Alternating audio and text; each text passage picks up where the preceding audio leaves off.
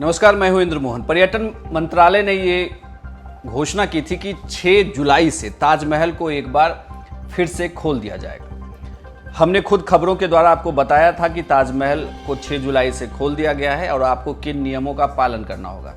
लेकिन आगरा में बढ़ते हुए केसेस को देखते हुए आगरा प्रशासन ने यह घोषणा की है कि अभी फिलहाल ताजमहल बंद ही रहेगा।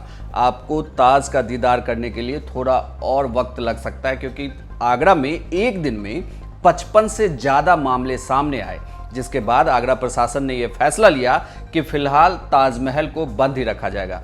इसके पहले टूरिज्म मिनिस्ट्री की तरफ से एक ट्वीट किया गया था, जिसमें यह कहा गया था कि देश के 800 से ज़्यादा स्मारकों को अब खोल दिया जाएगा, लेकिन कुछ नियम थे जिन्हें आपको पालन करना है, उसके बाद आप वहां जा सकते हैं। सबसे बड़ी बात यह थी कि इन स्मारकों में अगर आप घूमने के लिए जा रहे हैं तो यहां पर तमाम तरीके की जो पेमेंट होगी वह सिर्फ डिजिटल माध्यमों से ही हो सकती है, यानी कि आप कैश खर्च नहीं कर सकते, चाहे वो टिकट लेने से लेकर अंदर उस स्मारक के कैंटीन में खाना खाने तक के लिए आपको डिजिटल पेमेंट ही करना होगा। दूसरा ये कहा गया था कि आपको सोशल डिस्टेंसिंग के नॉर्म का पालन करना होगा, और अगर आप बैचेस में जा रहे हैं तो भी आपको दूरी बनाकर ही जाना होगा किसी भी स्मारक के अंदर। इतना ही नहीं, आपको हर वक्त मास्क लगा कर रखना है। साथ ही स्मारकों के रखरखाव के लिए जो मैनेजमेंट है उन्हें ये कहा गया था कि आपको गेट पर तमाम सुविधाएं रखनी है, आपको स्क्रीनिंग करनी है, आपको सैनिटाइजर का इस्तेमाल करवाना है, और इतना ही नहीं, आपको जूते भी सैनिटाइज करवाने के बाद ही स्मारकों के अंदर एंट्री करवानी है।